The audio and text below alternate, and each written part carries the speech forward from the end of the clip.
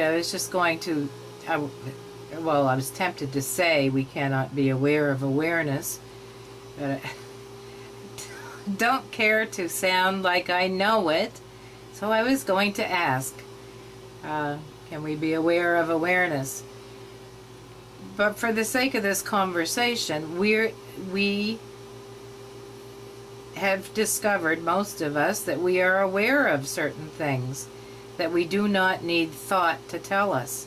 In fact, there have been conversations in other rooms. There was one that happened in Kay's room earlier this morning, my time, about the awareness of listening to somebody speak, not hearing the words, but listening with awareness, although maybe awareness wasn't used, and knowing what the person was really communicating, which had absolutely nothing to do with the words.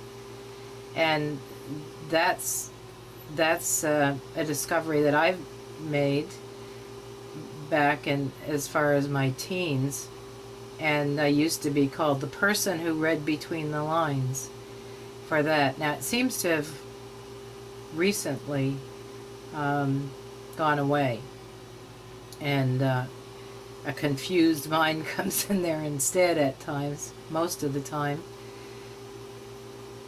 Oh jeez, now I forgot my question. I got rambling.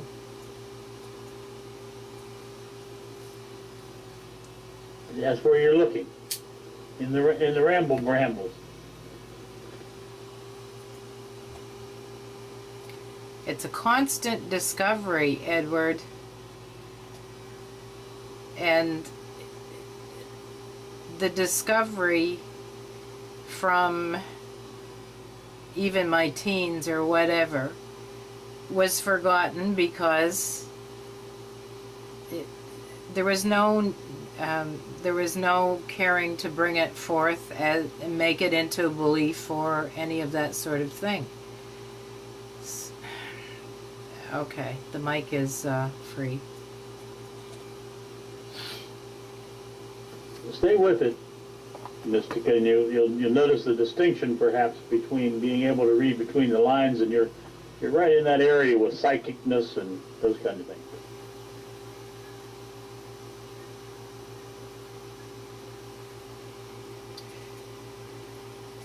Edward, you have spent a lot of time, or a lot of effort, or a lot of, there's been a lot of something spent in showing people that they are not the labels, they are not the beliefs, they are not the conditioning that was beat into them from about the age of 2 or 3 or 4.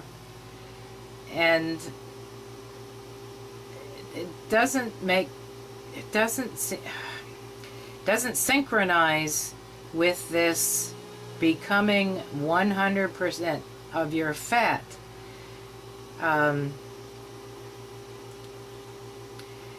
Is not fat a label? Is not fat a belief? Who defines fat?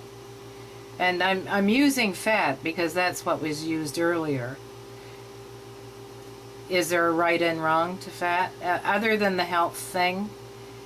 And it's like going back to being 4 years old and having it beat into you. You're fat. You've got to change. You've got to transform your fat body into a slim body and all this kind of stuff. And perhaps you're talking about the body-mind fusion, and if that is the case, are you saying that there has to be a body-mind fusion before transformation can take place, before it can be discovered or realized that, I'm asking too many questions, aren't I? That the real self is not these things, not attached to these things, that there is no identification with these things, that the real self can observe these things as phenomena, but not who we truly are.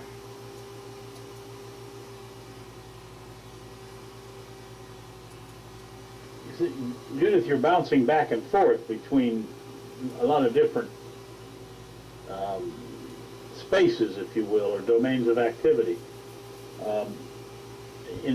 For 30 years I've been talking about these kinds of things, and for 8 years I've been talking about it on Paltalk, and I talk about experiences that came about in my life that over a period of time. The November 19th, 1979 was the experience of dying and borning myself new, and in that death was the removal of the hate, the jealousy, the pain, the fear, all of that.